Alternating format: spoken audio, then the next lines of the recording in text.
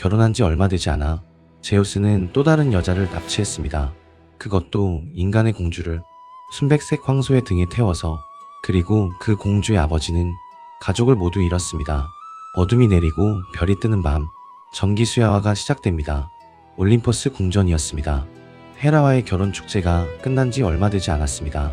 신들이 바친 결혼 선물이 아직 궁전 곳곳에 쌓여 있었고 올림포스 어디에서나 축제의 향기가 남아 있었습니다. 헤라는 올림포스의 여왕이 되었다는 것에 만족해하고 있었습니다. 제우스에게 받은 황금 왕관을 매일 쓰다듬으며 미소를 지었고 신들에게 이제는 자신이 올림포스의 안주인이라고 당당하게 말하고 다녔습니다. 하지만 그날 밤 헤라가 잠든 사이 제우스는 구름 사이로 인간의 세상을 내려다보고 있었습니다. 결혼 선물이 마르기도 전에 왕의 눈은 이미 다른 곳을 향하고 있었던 것입니다. 구름 사이로 비치는 인간 세상. 제우스의 눈이 지중해 동쪽 끝에 멈추었습니다. 바다였습니다. 페니키아, 지금의 레바논 지역에 있던 고대의 해양 왕국이었습니다. 시돈이라 불리는 아름다운 항구 도시. 그 해변에 소녀들이 꽃을 따고 있었습니다. 10명 남짓한 소녀들이 해변 가까운 들판에 핀 꽃을 바구니에 담으며 웃고 떠들고 있었습니다. 그 가운데 유독 빛나는 소녀가 하나 있었습니다. 에오로페, 페니키아의 왕 아게노르의 막내딸이었습니다. 아게노르 왕에게는 아들이 셋 있었습니다. 장남 카드모스, 차남 킬릭스, 삼남 포이닉스, 그리고 막내이자 외동딸인 에오로페. 아게노르 왕이 세상에서 가장 아끼는 자식이었습니다. 왕은 에오로페가 태어난 날부터 이 딸만큼은 반드시 행복하게 해주겠다고 다짐했고 궁전에서 가장 좋은 방을 에오로페에게 내주었습니다. 어머니 텔레파사도 에오로페를 각별히 사랑했고 오빠셋도 이 막내 여동생을 눈에 넣어도 아프지 않을 만큼 아꼈습니다. 화목한 왕실이었습니다. 행복한 가족이었습니다. 페니키아에서 가장 평화로운 곳이 아게노르의 궁전이었습니다. 하지만 제우스는 에오로페를 보는 순간 심장이 뛰기 시작했습니다. 꽃밭에서 웃고 있는 에오로페, 바닷바람에 머리카락이 흩날리는 에오로페, 시녀들과 함께 꽃을 고르며 환하게 웃는 에오로페.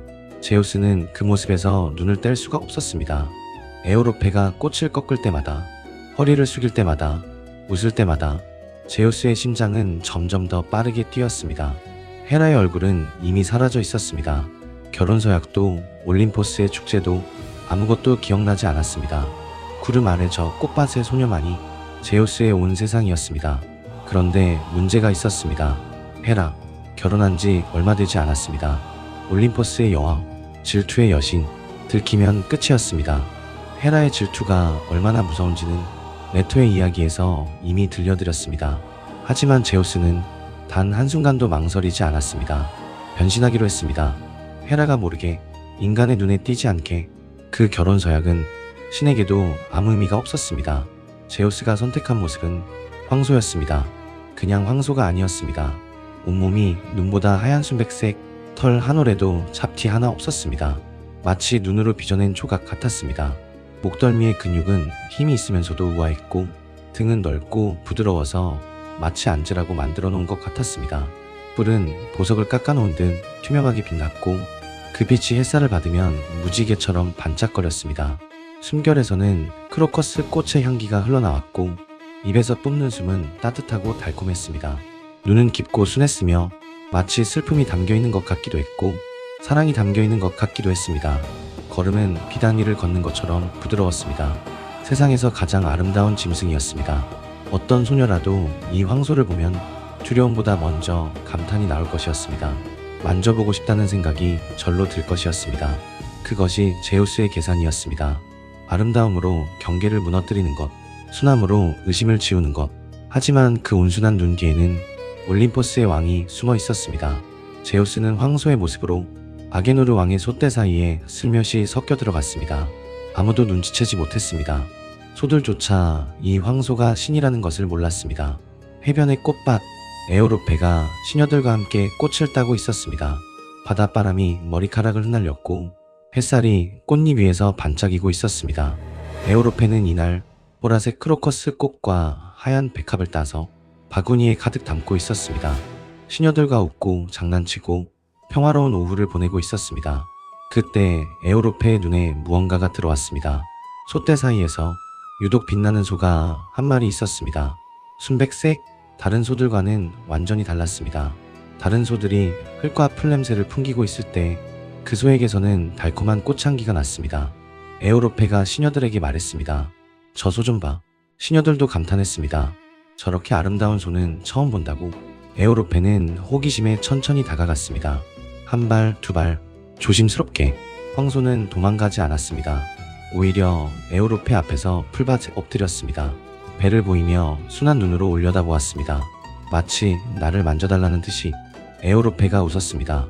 꽃을 하나 꺾어서 황소의 뿔에 걸어주었습니다. 노란 크로커스 꽃이 투명한 뿔 위에서 빛나고 있었습니다. 그리고 이마를 쓰다듬었습니다. 피부가 비단처럼 부드러웠습니다. 황소가 에우로페의 손을 알았습니다. 따뜻하고 부드러운 혀였습니다. 에우로페는 웃고 있었습니다. 이것이 함정인 줄도 모르고. 시녀들도 다가와서 황소를 구경했습니다. 한 시녀가 말했습니다. 이건 보통 소가 아닌 것 같아요. 어디서 왔을까요? 하지만 그 말은 웃음 속에 묻혀버렸습니다. 에우로페가 시녀들을 돌아보며 말했습니다. 이 소 정말 순하다. 그리고 웃으며 덧붙였습니다. 등에 타봐도 될 것 같아. 시녀들이 말렸습니다. 공주님, 위험해요. 하지만 에우로페는 장난스럽게 웃으며 황소의 등에 올라탔습니다. 시녀들도 웃었습니다. 꽃밭이었고 바닷바람이 불고 있었고 새소리가 들리는 평화로운 오후였습니다. 이것이 에우로페가 고향에서 웃은 마지막 순간이었습니다. 에우로페가 등에 올라탄 그 순간 황소의 눈이 달라졌습니다. 순하던 눈동자가 순식간에 날카로워졌습니다. 벌떡 일어났습니다. 에우로페가 비명을 질렀습니다. 시녀들이 비명을 질렀습니다. 황소가 해변을 향해 달리기 시작했습니다. 모래를 밟는 발굽소리가 땅을 울렸고 에우로페는 뿔을 두 손으로 움켜잡고 필사적으로 매달렸습니다. 옷자락이 바람에 찢어졌습니다. 바구니에 담아뒀던 꽃들이 하나씩 떨어지며 흩어졌습니다. 내려줘. 에우로페가 소리쳤습니다. 제발 내려줘요. 하지만 황소는 멈추지 않았습니다. 오히려 더 빨라졌습니다. 바람이 에우로페의 비명을 해변 뒤로 날려버렸습니다. 시녀들이 뒤를 쫓았습니다. 달리고 소리치고 울면서. 하지만 따라잡을 수 없었습니다. 한 시녀가 넘어졌습니다. 다른 시녀가 주저앉아 울음을 터뜨렸습니다. 내려뛸 수도 없었습니다. 이미 속도가 너무 빨랐고 떨어지면 바위에 부딪혀 죽을 것이었습니다. 에우로페의 손톱이 뿔에 긁히며 벗겨졌습니다. 피가 맺혔지만 놓을 수 없었습니다. 놓는 순간 땅에 떨어져 짓밟힐 것이었습니다. 그리고 그 다음 순간 황소가 바다로 뛰어들었습니다. 파도를 가르며 황소가 헤엄치기 시작했습니다. 에우로페는 믿을 수 없었습니다. 소가 바다를 헤엄치고 있었습니다. 발굽이 물을 차는 소리가 들렸고 파도가 갈라지며 하얀 물보라가 솟았습니다. 차가운 바닷물이 에우로페의 다리를 적셨습니다. 발이 물에 잠겼습니다. 허리까지 물이 올라왔습니다. 소금기가 찢어진 옷 사이로 스며들며 상처를 찔렀습니다. 에우로페는 이가 딱딱 부딪힐 만큼 떨고 있었습니다. 추위 때문이 아니었습니다. 공포 때문이었습니다. 에우로페가 뒤를 돌아보았습니다. 시녀들이 해변에서 울부짖고 있었습니다. 한 시녀가 바다로 뛰어들려 했고 다른 시녀들이 붙잡고 있었습니다. 하지만 그 소리가 점점 작아졌습니다. 페니키아의 해안선이 흐려지기 시작했습니다. 궁전의 탑이 보이던 것이 점이 되었고 그 점마저 수평선 아래로 사라졌습니다. 에우로페가 마지막으로 본 고향은 점 하나만큼 작아진 해변이었습니다. 그리고 사라졌습니다. 아침에 일어나서 꽃바구니를 들고 시녀들과 웃으며 궁전을 나섰던 그 길을 다시는 걸을 수 없게 된 것입니다. 아버지가 아침마다 다녀오너라 하던 그 목소리, 오빠들이 일찍 들어와 하던 그 잔소리, 어머니가 돌아올 때마다 안아주던 그 품, 그 모든 것이 수평선 아래로 사라졌습니다. 사방이 바다였습니다. 앞도 뒤도 수평선뿐이었습니다. 에우로페는 한 손은 뿔을 한 손은 등을 잡고 있었습니다. 옷자락이 바람에 펄럭이고 있었고 머리카락이 얼굴에 달라붙어 있었습니다. 그런데 그때 파도가 한번 크게 치솟았습니다. 에우로페의 몸이 위로 들렸습니다. 등에서 몸이 떨어지는 느낌이 들었습니다. 배가 뒤집어지는 것 같았습니다. 그리고 뿔을 잡고 있던 한 손이 미끄러졌습니다. 몸이 옆으로 기울어졌습니다. 바다가 코앞까지 왔습니다. 짠물이 입으로 들어왔습니다.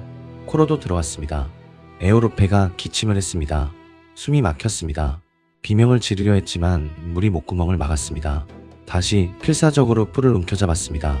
두 손으로 온 힘을 다해서 놓으면 죽습니다. 이 바다 한가운데서 아무도 구하러 오지 않습니다. 사방에 보이는 것은 파도뿐이었습니다. 육지는 없었습니다. 배도 없었습니다. 사람도 없었습니다. 오직 이 황소의 등만이 에오로페와 죽음 사이를 가르고 있었습니다. 에오로페는 떨리는 두 손으로 뿔을 잡고 이를 악물었습니다. 손톱 사이에서 피가 바닷물에 섞여 흘렀습니다. 하지만 놓을 수 없었습니다. 놓는 순간이 죽는 순간이었습니다. 그런데 그때 이상한 일이 벌어졌습니다. 갑자기 바다가 조용해진 것입니다. 파도가 잔잔해졌고 바람이 멈추었습니다. 바다 표면이 거울처럼 고요해졌습니다. 그리고 바다에서 무언가가 올라오기 시작했습니다. 돌고래들이었습니다. 10마리, 20마리 돌고래들이 황소의 양쪽으로 들어서며 마치 호위하듯 함께 헤엄치고 있었습니다. 그뿐이 아니었습니다. 바다의 ним프들, 네레이드들이 물 위로 올라와 고개를 숙이고 있었습니다. 은빛 비늘이 햇살에 반짝이며 마치 행렬처럼 양쪽으로 들어섰습니다.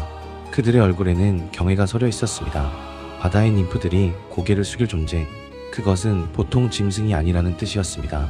그리고 맨 앞에서 포세이돈의 아들 트리톤이 거대한 소라 나팔을 불며 길을 열어주고 있었습니다.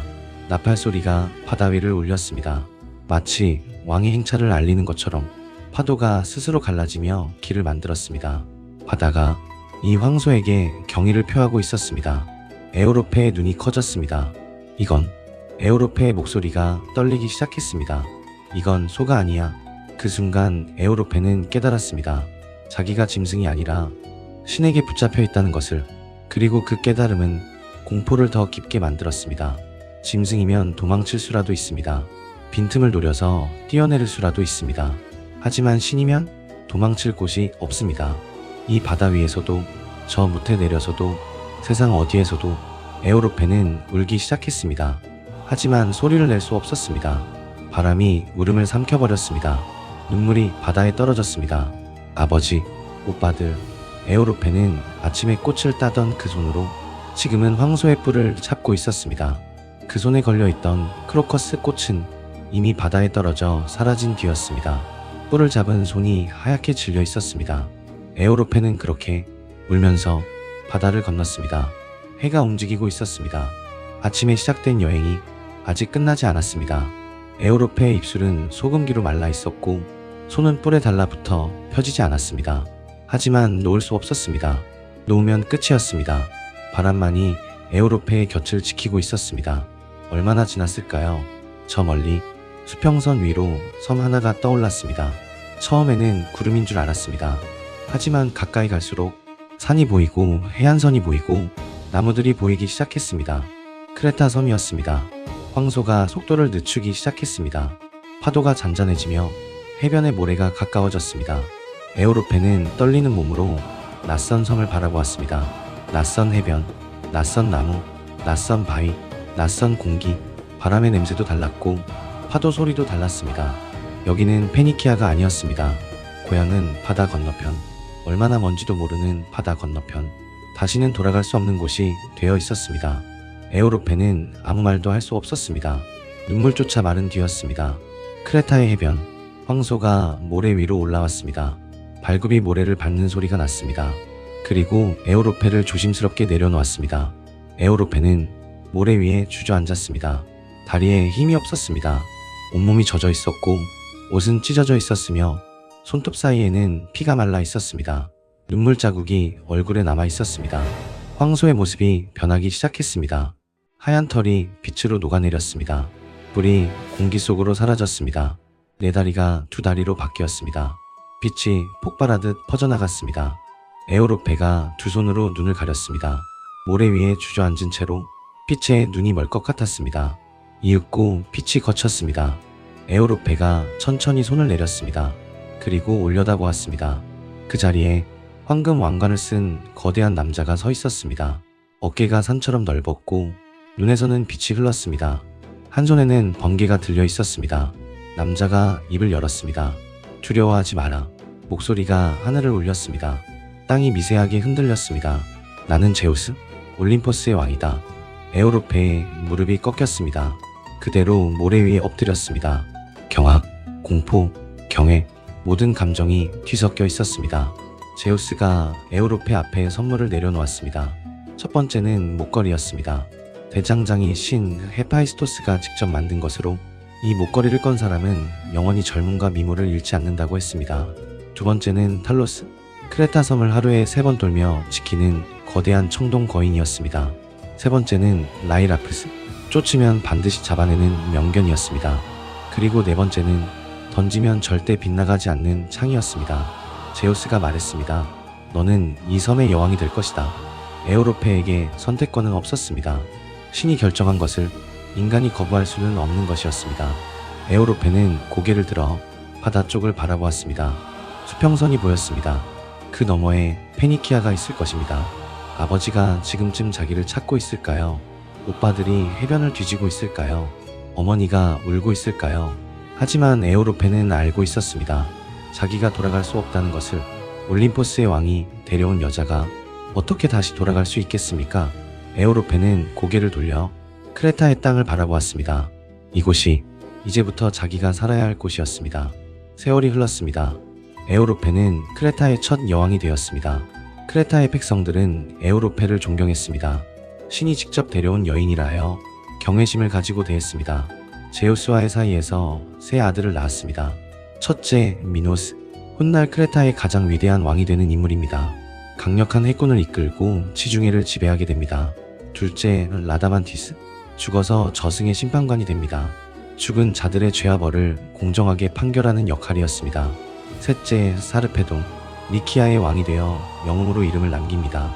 제우스가 떠난 뒤 에우로페는 크레타의 왕 아스테리온과 결혼했습니다. 아스테리온은 에우로페의 세 아들을 자기 자식처럼 키웠습니다. 겉으로는 영광이었습니다. 크레타의 여왕, 신의 선물, 위대한 아들들. 하지만 에우로페는 단 한 번도 고향 땅을 다시 밟지 못했습니다. 밤마다 에우로페는 궁전의 창가에 서서 바다 건너편을 바라보았다고 합니다. 페니키아의 꽃밭도, 시돈의 바닷바람도, 아버지의 얼굴도, 어머니의 목소리도, 오빠들의 웃음소리도 다시는 볼 수 없었습니다. 다시는 들을 수 없었습니다. 크레타의 여왕이라는 이름은 에우로페에게 왕관이 아니라 족쇄였는지도 모릅니다. 그리고 바다 건너편 페니키아에서는 더 잔혹한 일이 벌어지고 있었습니다. 아게노르 왕, 막내딸이 사라졌다는 소식이 전해졌습니다. 해변에 있던 시녀들이 울면서 궁전으로 달려왔습니다. 황소가 공주님을 바다로 데려갔습니다. 아게노르 왕은 처음에 믿지 않았습니다. 무슨 소리야? 하지만 시녀들의 눈물이 멈추지 않았고 해변에서 발견된 것은 에우로페가 떨어뜨린 꽃바구니 뿐이었습니다. 아게노르 왕의 얼굴에서 빗기가 사라졌습니다. 그리고 왕자 옆에 의자를 부수었습니다. 왕은 아들 셋을 불러 세웠습니다. 카드모스, 킬릭스, 포이닉스. 세 형제가 아버지 앞에 무릎을 꿇었습니다. 아게노르가 말했습니다. 에우로페를 찾아라. 그리고 이어서 찾지 못하면 돌아오지 마라. 세 아들의 얼굴이 굳었습니다. 아버지의 명이었습니다. 거역할 수 없었습니다. 카드모스가 먼저 일어섰습니다. 킬릭스가 뒤따랐습니다. 포이닉스가 마지막으로 일어섰습니다. 세 형제는 서로를 바라보았습니다. 이 궁전에서 함께 뛰어놀던 형제들, 여동생의 손을 잡고 해변을 걷던 형제들, 이제 여동생을 찾아 떠나야 했습니다. 찾지 못하면 이 집에 다시는 돌아올 수 없었습니다. 그리고 어머니 텔레파사도 짐을 쌌습니다. 나도 간다. 내 딸을 내가 찾겠다. 아게노르가 말렸지만 텔레파사는 듣지 않았습니다. 그날 페니키아 왕궁에서 나갔습니다. 아들 셋과 어머니, 그리고 사라진 딸을 찾기 위해 아게노르 왕은 궁전문 앞에 서서 그들의 뒷모습을 바라보았습니다. 그것이 가족을 본 마지막이었습니다. 단 한 명도 돌아오지 않았습니다. 세 형제와 어머니는 온 세상을 떠돌며 에우로페를 찾았습니다. 바다를 건넜고 산을 넘었고 낯선 나라의 문을 두드렸습니다. 한 곳마다 물었습니다. 혹시 페니키아의 공주를 보지 못했습니까? 순백색 황소에 실려간 소녀를 보지 못했습니까? 하지만 대답은 항상 같았습니다. 모른다고, 본 적 없다고, 미쳤냐고, 어떻게 찾겠습니까? 제우스가 데려간 여자를 인간이 찾을 수 있겠습니까? 한 달이 지나고 2달이 지났습니다. 계절이 바뀌었습니다. 그래도 찾지 못했습니다. 어머니 텔레파사는 트라키아라는 먼 땅에서 병이 들었습니다. 오랜 여행에 몸이 쇠약해진 것입니다. 먹지도 못하고 자지도 못하며 딸의 이름만 부르다가 쓰러졌습니다. 텔레파사는 마지막 숨을 내쉬며 카드모스의 손을 잡고 말했습니다. 에오로페를 찾아줘. 그것이 어머니의 마지막 말이었습니다. 에오로페의 얼굴을 다시 한번 보지 못하고 낯선 땅에서 눈을 감았습니다. 카드모스가 어머니를 묻었습니다. 트라키아의 흙 속에, 고향에서 수천 리 떨어진 낯선 흙 속에. 킬릭스는 지쳐서 소아시아에 주저앉았습니다. 더 이상 걸을 수 없었습니다. 그가 머문 땅은 훗날 킬리키아라 불리게 됩니다. 포이닉스는 더 이상 찾을 수 없다고 판단하고 페니키아로 돌아갔습니다. 하지만 아버지의 명을 어긴 것이니 궁전에는 돌아가지 못하고 따로 살았습니다. 그리고 카드모스만은 포기하지 않았습니다. 혼자서 계속 찾아 헤맸습니다. 어머니를 묻고도 여동생을 포기할 수 없었습니다. 하지만 결국 카드모스도 신탁을 받게 됩니다. 델피의 아폴론 신전. 신탁은 이렇게 말했습니다. 더 이상 찾지 마라. 들판에서 소 한 마리가 너를 만날 것이다. 그 소가 쓰러지는 곳에 도시를 세워라. 카드모스는 여동생을 포기해야 했습니다. 얼마나 찾아 헤맸습니까? 어머니까지 잃으면서 찾아다녔습니다. 형제들마저 하나둘 떨어져 나갔습니다. 하지만 신이 내린 신탁 앞에서 인간은 고개를 숙일 수밖에 없었습니다. 카드모스는 델피 신전을 나서며 마지막으로 한번 동쪽을 바라보았습니다. 페니키아가 있는 방향이었습니다. 여동생이 꽃을 따던 그 해변이 있는 방향이었습니다. 카드모스는 눈을 감았습니다. 그리고 돌아섰습니다. 신탁의 말대로 오이오티아라는 땅에서 도시를 세웠습니다. 테베. 그것이 카드모스가 세운 도시 테베였습니다. 카드모스는 테베에서 결혼하고 자녀를 낳았습니다. 그리고 훗날 카드모스의 딸 중 하나가 제우스와 사랑에 빠지게 됩니다. 그 딸의 이름은 세멜레. 그리고 페니키아, 아게노르 왕은 텅 빈 궁전에 남았습니다. 가장 아끼던 막내딸 사라졌습니다. 아내 텔레파사 여행 중에 죽었습니다. 아들 셋 명령대로 돌아오지 않았습니다. 아게노르 왕은 텅 빈 왕자에 앉아 텅 빈 궁전을 바라보며 홀로 쓸쓸히 죽었습니다. 한때 이 궁전에는 5 식구의 웃음소리가 가득했습니다. 아침이면 에오로페의 노랫소리가 울려 퍼졌고 저녁이면 세 아들과 함께 식탁에 둘러앉아 텔레파사가 차려준 음식을 나눠 먹었습니다. 그 모든 것이 사라졌습니다. 궁전에는 왕의 기침소리만 울렸고 왕자 옆에는 아무도 앉지 않았습니다. 제우스의 욕망 한 번이 한 왕국의 가계도를 통째로 지워버린 것입니다. 제우스가 헤라와 결혼한 지 얼마나 됐을까요? 올림포스의 왕은 이미 다음 여인을 찾고 있었습니다. 그리고 에오로페의 이름은 훗날 유럽이라는 대륙의 이름이 되었습니다. 한 대륙의 이름이 한 공주의 눈물에서 시작된 것입니다. 제우스가 변했던 순백색 황소는 하늘로 올라가 별자리가 되었습니다. 우리가 밤하늘에서 볼 수 있는 황소자리, 그것이 에오로페를 납치했던 그 황소입니다. 하지만 제우스의 눈길은 에오로페에서 멈추지 않았습니다. 오늘 밤 정기수야와는 여기까지입니다. 구독과 좋아요는 정기수에게 큰 힘이 됩니다. 알림을 켜두는 것도 잊지 마십시오. 안녕히 주무십시오.